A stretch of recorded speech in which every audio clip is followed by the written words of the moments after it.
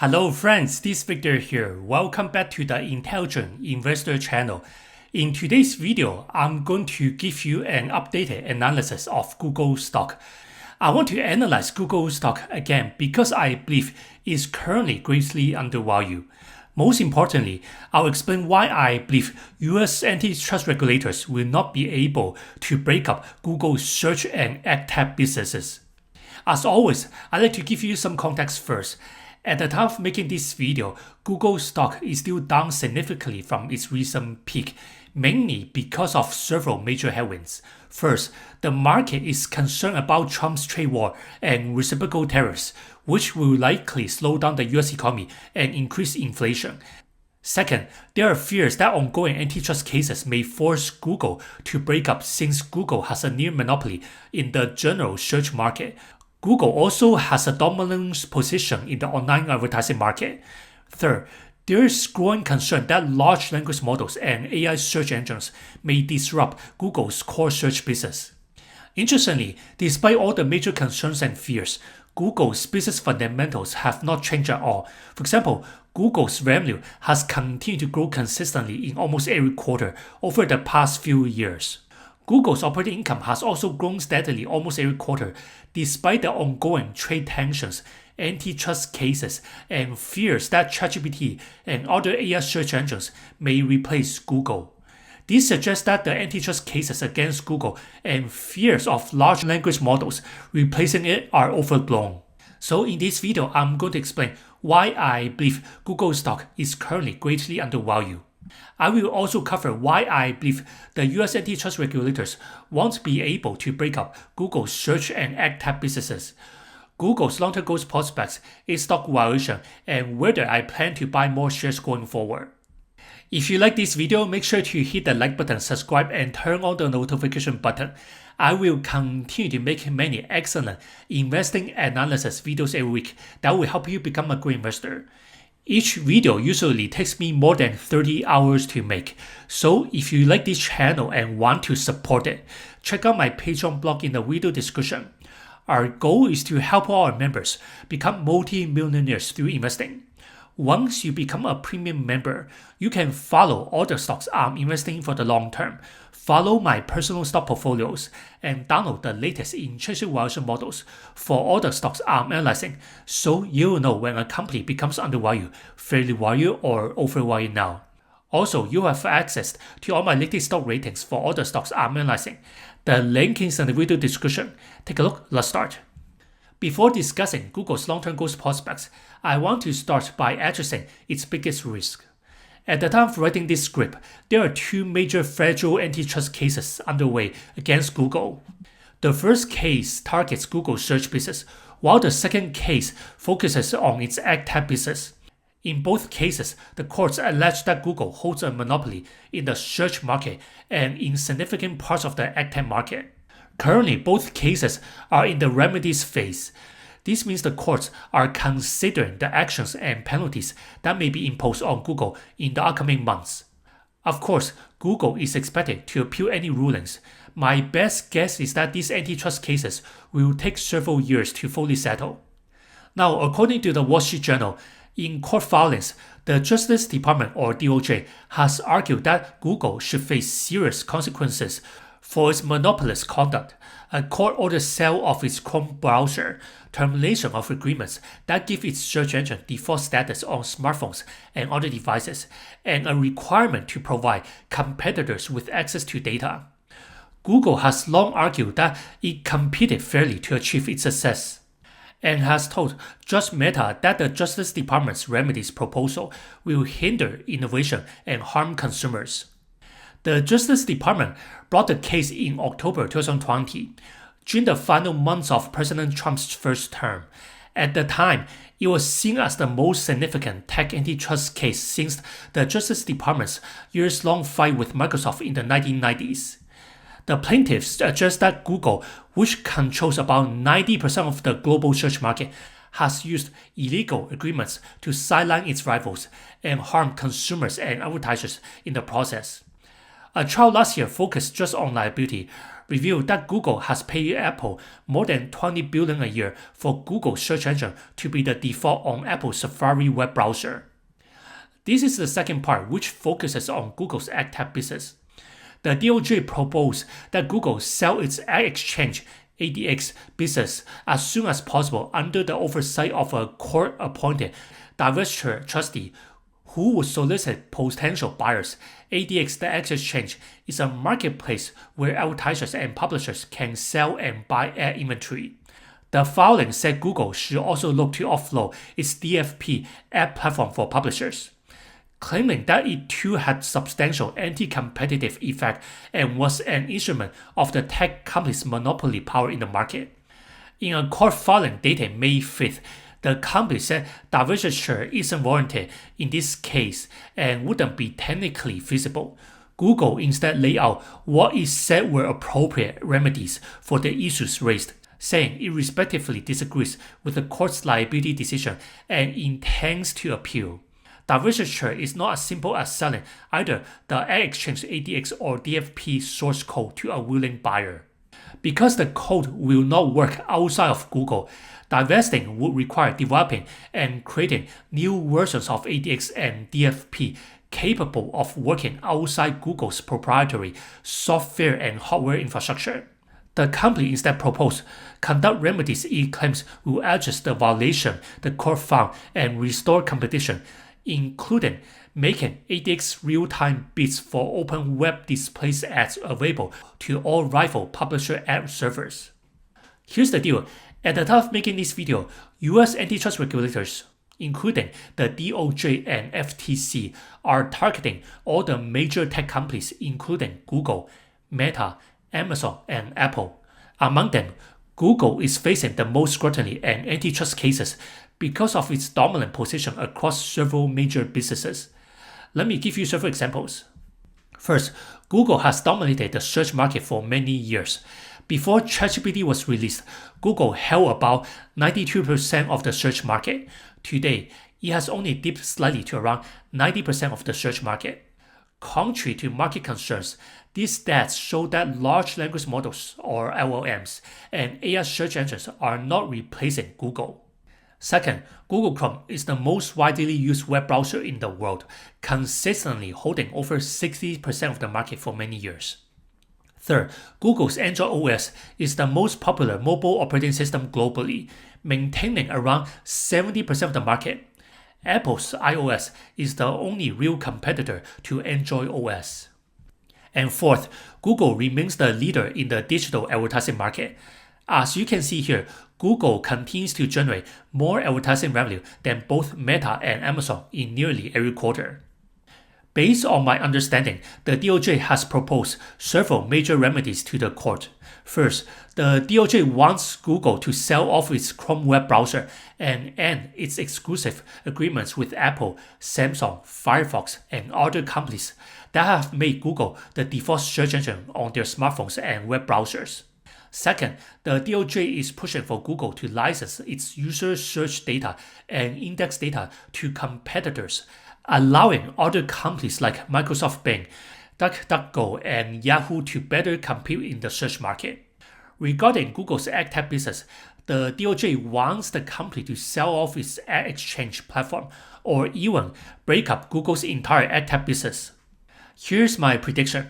Regardless of the DOJ's proposed remedies, I believe the US antitrust regulators will not be able to break up Google's search and ad tech businesses for several main reasons. First, the DOJ has proposed forcing Google to sell its Chrome web browser. I don't believe this will be effective because selling Chrome will not make other companies more competitive in the search market. Like Firefox, Chrome is free for anyone to use, and even if sold, it will still rely on Google to generate most of its ad revenue. Chrome cannot survive without Google's ad revenue. Let's consider this. Google generates significantly more ad revenue than Bing, Yahoo Search, DuckDuckGo, and the newer AI search engines. So why would Apple, Samsung, Firefox, or other companies choose to use a different search engine over Google? More importantly, even if users are given the option to choose their default search engine, most will still choose Google. That's because Google is widely considered the best search engine in the world by a large margin. It has the most advanced search algorithms and the most comprehensive index data. Google is very easy to use. It's fast, reliable, free, and supported by billions of users, most website publishers and most advertisers. This allows Google to deliver more relevant results and targeted ads than its competitors. Second, Google is facing much more competition than before, especially from AI search engines like Perplexity AI and large language models like ChatGPT. The DOJ did not fully take this into account when filing its antitrust cases against Google's search and AdTech businesses.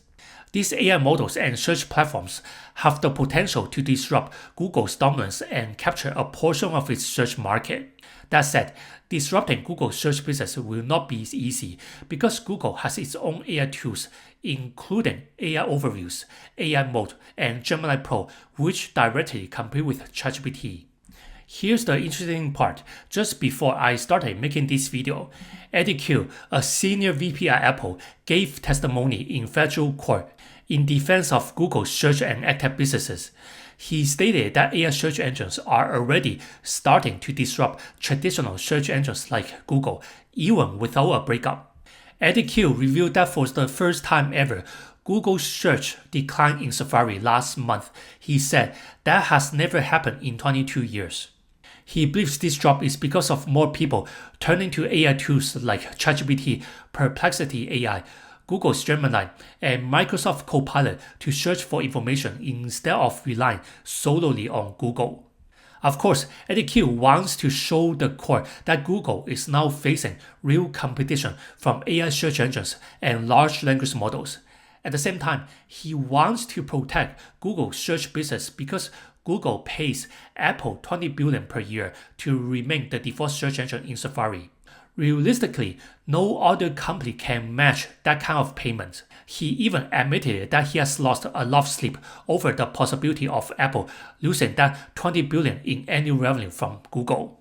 This is my prediction. I believe the court will not force Google to sell off its Chrome web browser because they recognize that Google now faces much more competition, especially from AI tools like ChatGPT, Meta AI, Perplexity AI, and DeepSeek.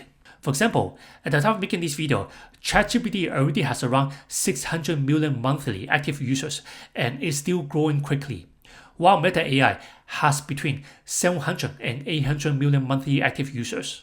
In comparison, Google's Gemini has approximately 350 million monthly active users. Instead, I believe the court will require Google to end its exclusive search engine agreements with Apple, Samsung, Firefox, and other companies, and mandate that users be given the choice to select their default search engine when they first use their smartphones or web browsers. Even if that happens, I believe most people will still choose Google over Bing, Yahoo, DuckDuckGo, ChatGPT, Perplexity, DeepSeek, and other AI search engines. That's why I don't think these antitrust cases will significantly disrupt Google's search and AdTech businesses.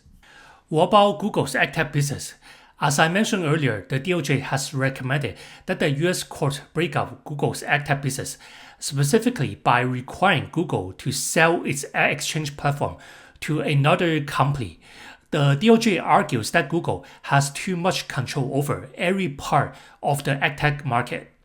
Google's AdTech stack includes the sell side, where website publishers offer ad space, the buy side, where advertisers bid on ad space, and the ad exchange in the middle, which connects publishers and advertisers. This exchange functions like an automated auction house, which allows advertisers to bid on ad space in real time. Here's my prediction. Based on my understanding, I don't believe US antitrust regulators will succeed in breaking up Google's AdTech business. All of these platforms are deeply interconnected and rely heavily on Google's proprietary code, software, and hardware infrastructure. They're extremely complicated. Let's imagine this scenario. If the court orders Google to sell its ad exchange to another company, it will likely not work properly outside of Google's ecosystem. The acquiring company will likely need to invest billions of dollars just to rebuild the infrastructure to make it work independently. Such a breakup will likely disrupt many advertisers and web publishers who rely on Google's AdTech to run their businesses. In my view, breaking up Google's AdTech business would be like separating Apple's iOS from the iPhone or removing the App Store from the iPhone. As a more realistic remedy, I believe the court may instead require Google to open its ad exchange to competitors, allowing competitors to participate and bid for ads in real time. This approach would preserve Google's AdTech ecosystem while promoting more competition, without disrupting businesses that rely on Google. Let's consider the worst-case scenario.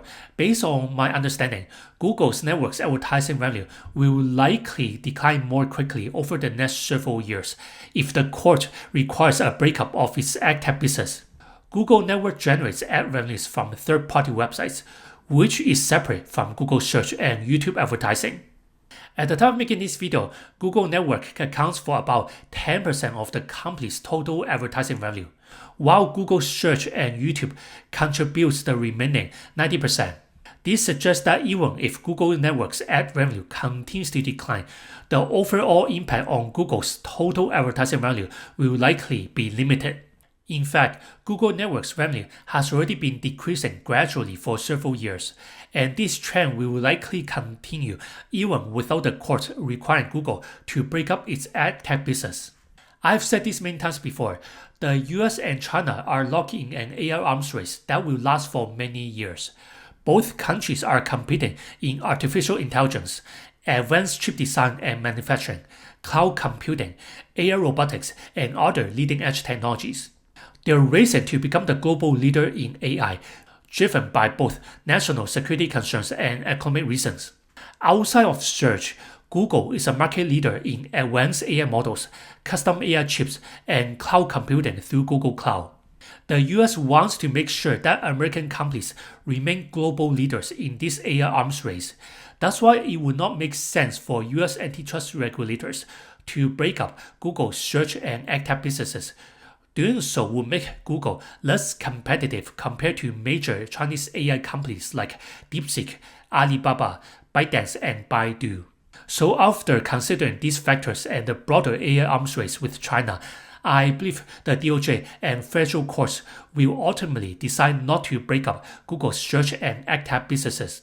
National security concerns and the desire to keep American companies competitive compared to Chinese AI companies will likely outweigh the push for structural remedies. Google may still need to pay billions of dollars to settle antitrust cases. However, it will not be a huge issue because the company always holds a lot of cash every quarter. For example, at the time of making this video, Google holds approximately $95 billion in cash and marketable securities. Of that, $32 billion is expected to go toward acquiring Wiz, a leading cloud security company.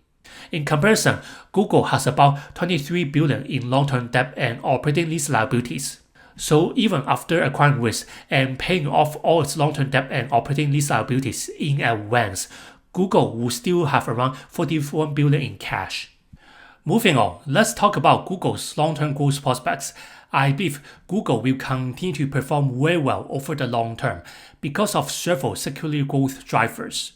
First, the online advertising and search markets, Google's core businesses, are expected to keep growing over time.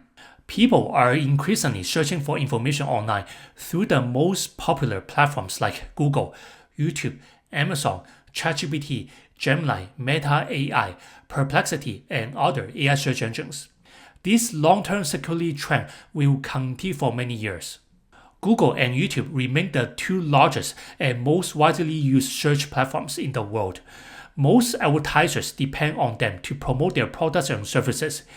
These platforms also have the highest number of active users and daily search queries. So as more people use Google and YouTube, both platforms will continue generating more advertising revenues over time. That's why I'm not too concerned about Google Network's ad revenue, which has been declining for several years already. Around 90% of Google's total advertising revenue still comes from Google Search and YouTube.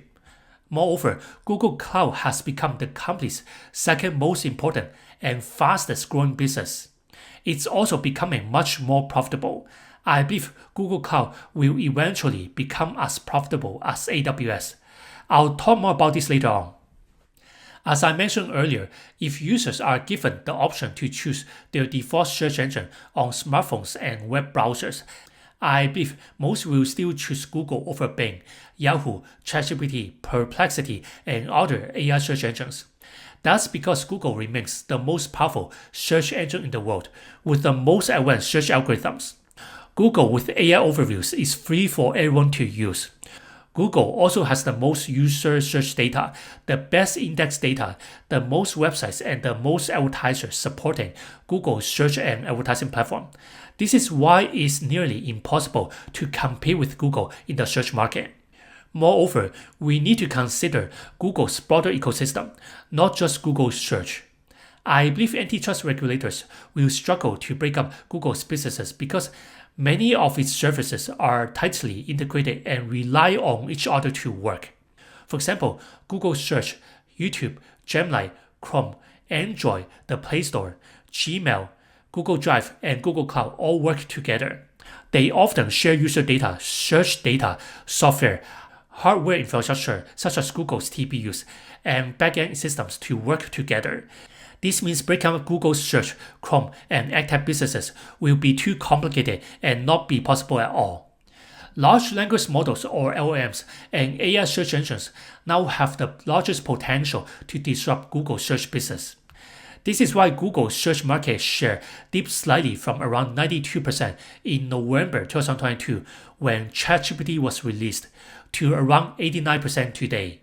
To stay ahead of ChatGPT, Perplexity, and other AI search engines, Google has already rolled out AI overviews. Now, Google is preparing to launch AI Mode, which will offer a similar experience to other AI search engines. More importantly, Google's AI Mode will likely be free and accessible to everyone. Google has a significant competitive advantage over ChatGPT, Perplexity, and other AI search engines because its AI services run on Google's custom TPU, Tensor Processing Units accelerators, rather than relying on NVIDIA's AI GPUs. This gives Google a huge cost advantage over its competitors. This is why Google can often offer features like AI overviews and AI mode for free, while platforms like ChatGPT and Perplexity often need to charge users a subscription fee for similar AI capabilities. Here's my prediction. At the time of making this video, Google's AI overviews already has 1.5 billion users per month. Once Google rolls out AI mode to more countries, I believe its AI mode and Gemini will eventually surpass or at least come close to ChatGPT's 600 million plus monthly active users. Now let's take a look at the financials. Over the past 10 years, Google has delivered consistent growth across revenue, operating income, operating cash flow, and free cash flow. Going forward, I believe Google's revenue growth may slow down over the next several years because the US antitrust regulators may require the company to end its exclusive search engine agreements with Apple, Samsung, and other partners. If that happens, it may impact Google's advertising value in the upcoming years. However, I believe this is already reflected in this consensus forecast. According to this consensus forecast, Google's revenue is expected to grow by around 10% annually over the next 3 years. I believe these revenue growth rates are reasonable even after pricing in the antitrust cases. Google's EPS growth is expected to outpace its revenue growth over the next 3 years because of margin expansion and because Google is expected to reduce its operating expenses going forward. Outside of Google's core search and advertising businesses, I believe Google Cloud will eventually become the company's largest growth driver because of the large demand for both traditional cloud computing and AI cloud services. At the time of making this video, Google Cloud is already the fastest growing segment and is growing faster than search, YouTube ads, Google Network, subscriptions, platforms, devices, and other bets. Recent financials show that Google Cloud now contributes around 7% of the company's total operating income. I believe Google Cloud will become much more profitable going forward because it has reached large economies of scale and because its revenue has been growing faster than its operating expenses. The business is also benefiting from the strong demand for generative AI services and the need to rent AI compute, storage, and networking from Google. This is why I believe Google Cloud's operating margin will continue to improve going forward. If I had to make an educated guess, I believe Google Cloud will eventually become as profitable as AWS. This is because of increasing demand for AI services, such as hosting various large language models (LLMs) on Google Cloud, using Google's proprietary Gemini Pro models, using Google's AI inferencing services, and renting AI GPUs from Google. Based on what I know, it's nearly impossible for new competitors to compete with AWS, Azure, and Google Cloud because these big three cloud providers are already deeply entrenched in the cloud market. They have the most capital and resources to build massive AI data centers in different regions around the world. Each AI data center can cost hundreds of millions or even billions of dollars to build. Very few companies can match that scale. Moreover, these big three cloud providers have the most customers and developers supporting their platforms. Cloud customers tend to be very sticky. Typically, once a business uses AWS, Azure, or Google Cloud, it's often too costly and time-consuming to switch to another cloud provider. According to this market research, as AI market competition intensifies, cloud hyperscalers plan to further expand investments in cloud and AI infrastructure in 2025 to keep pace with rising demand. Canalys forecasts global cloud infrastructure services spending will grow 19% in 2025. As AI becomes more efficient and widely adopted, demand is expected to grow exponentially. In response, cloud hyperscalers are making significant investments to grow AI model training, deployment, and cloud-based applications globally. Other than Google Search and Google Cloud, Waymo is another growth driver for the company. However, Waymo is still in the very early growth stage, and the business is not profitable yet, so it's very hard to estimate Waymo's market value at this time. What's interesting is that Waymo's market value is not reflected in Google's current valuation, even though the company is already providing more than 250,000 fully autonomous paid rides per week across San Francisco, Los Angeles, Phoenix, and Austin regions. In comparison, at the time of making this video, Tesla's market cap at over $900 billion is largely based on the future promise of its robotaxi service, which has not been released to the public at scale yet. I think this is another reason that shows Google is greatly undervalued now, while Tesla is overvalued. Now let me share the most important highlights from Google's recent earnings call. Management discussed the company's recent growth across its AI services, Gemini, and other subscription services. AI Overviews is going very well with over 1.5 billion users per month, and we are excited by the early positive reaction to AI mode. There's a lot more to come ahead. In subscriptions, we surpassed 270 million subscriptions with YouTube and Google One as key drivers. And cloud grew rapidly with significant demand for our solutions, and you saw our leadership in AI at Cloud Next across infrastructure, agents, and more. Our differentiated full-stack approach to AI continues to be central to our growth. Turning to products and platforms. All 15 of our products with 500 million users now use Gemini models. Android and Pixel are two examples of how we are putting the best AI in people's hands, making it super easy to use AI for a wide range of tasks, just by using their camera, voice, or taking a screenshot. We are upgrading Google Assistant on mobile devices to Gemini, and later this year, we'll upgrade tablets, cars, and devices that connect to your phone, such as headphones and watches. YouTube Music and Premium reached over 125 million subscribers, including trials globally. And finally, Waymo is now safely serving over 250,000 paid passenger trips each week. That's up 5x from a year ago. This past quarter, Waymo opened up paid service in Silicon Valley. Through our partnership with Uber, we expanded in Austin and are preparing for our public launch in Atlanta later this summer. We recently announced Washington, D.C. as a future ride-hailing city, going live in 2026 alongside Miami. Waymo continues progressing on two important capabilities for riders: airport access and freeway driving. Let me show you this consensus forecast from Seeking Alpha so you will know Google's expected growth rates going forward. Google's revenue is projected to grow by around 10% annually over the next 5 years. As I mentioned earlier, I believe these growth rates are reasonable. They should already price in the current antitrust cases against Google. In terms of EPS forecast, Google's EPS is expected to grow in the mid-teens to high teens in most years over the next 5 years. This is higher than Google's expected revenue growth rates because Google will likely expand its operating margins, buy back more shares, and grow its revenues faster than its operating expenses. What about Google's valuation? At the time of making this video, Google's forward PE is expected to be around 16 for this year. That's exceptionally low for a mega cap tech company that is as profitable as Microsoft.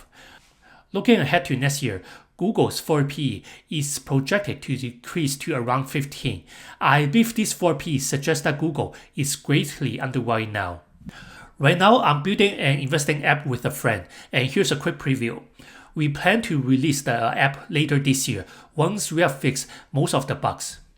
In this chart, the orange line represents Google's fair value over time, the blue line shows its share price, and the dotted lines are price targets. At the time of making this video, Google is trading well below its estimated fair value. Based on our calculations, Google's fair value should be around $180 per share. In comparison, the average analyst price target is slightly higher at around $185 per share. Our price target is more conservative at around $177 per share. The best time to invest in Google is when it's undervalued, trading well below its fair value. This is why I believe Google is greatly undervalued now. I also calculated Google's intrinsic value using this intrinsic value model. I always use this intrinsic value model to calculate each stock's intrinsic value, so I will know when a stock becomes undervalued, fairly valued, or overvalued. If you want this intrinsic value model, you can download it from my Patreon blog. The link is in the video description. These are the key assumptions in this calculator. First, I define Google's intrinsic value as its future free cash flows discounted to the present day. I use the discount rate of 10% here. You can use a higher discount rate here if you want to be more conservative. Based on the headwinds and the expected growth rates I talked about earlier, I believe Google's revenue will grow at a compound annual growth rate or CAGR between 9% and 11% each year over the next 5 years. My base case scenario is that Google's revenue will continue growing at around 10% annually over the next 5 years. I used a long-term growth rate of 6% to calculate the terminal value. If you want to be more conservative, you can use a lower long-term growth rate to calculate the terminal value. Over the next several years, I believe Google's free cash flow margin will improve over time. Let's go over these 3 case scenarios: worst case, normal case, and best case scenarios. Under the worst case scenario, we forecast that Google's revenue will grow at a CAGR of 9% each year over the next 5 years. Then Google's intrinsic value should be around $2.4 trillion for the entire company, or $195 per share. I'm giving this scenario a 25% probability here. Under the base case scenario, we forecast that Google's revenue will grow at a CAGR of 10% each year over the next 5 years. Then Google's intrinsic value should be around $2.5 trillion for the entire company, or $203 per share. I'm giving this scenario a 50% probability here. Under the best case scenario, we forecast that Google's revenue will grow at a CAGR of 11% each year over the next 5 years. Then Google's intrinsic value should be around $2.6 trillion for the entire company, or $211 per share. I'm giving this scenario a 25% probability here. If we add all these numbers here, Google's intrinsic value should be around $203 per share. I also use a forward sales valuation model to estimate Google's intrinsic value, which should be around $2.2 trillion for the entire company, or around $180 per share. If we calculate the average of both valuation models, I believe Google's intrinsic value should be around $191 per share. Morningstar has given Google a much higher fair value at around $237 per share. This means I believe Google stock is greatly undervalued now. So will I buy Google stock? My answer is yes. I have Google in this account already. I also have more Google shares in other investment accounts. Google is one of my largest positions. I will continue buying more Google shares over time because I believe it's the most undervalued company among the Magnificent Seven companies, especially when compared to Apple, Microsoft, Nvidia, Amazon, Meta, and Tesla. I believe Google will continue to dominate the AI search and digital advertising markets while growing its Google Cloud business over time. I expect Google Cloud to eventually become as profitable as AWS. As discussed in this video, I believe the US antitrust regulators will not be able to break up Google's search and ad tech businesses because Google's services are extremely complex and deeply interconnected. This makes them extremely difficult to separate without disrupting core services. At the same time, the US and China are locking an AI arms race that will last for many years.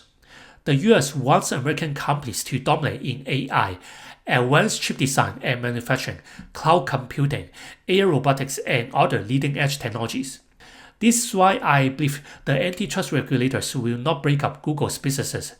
It will make Google less competitive compared to DeepSeek and other Chinese AI companies. Now, all these are only my opinions and my analysis that's based on my research. They are not financial advice. There are always risks associated with investing. It's very important to invest in what you know and not speculate. You will need to do your own research and do your extra due diligence first before investing anything. Thank you for watching this video and supporting our channel. This is Victor from the Intelligent Investor channel, and I will see you in the next video.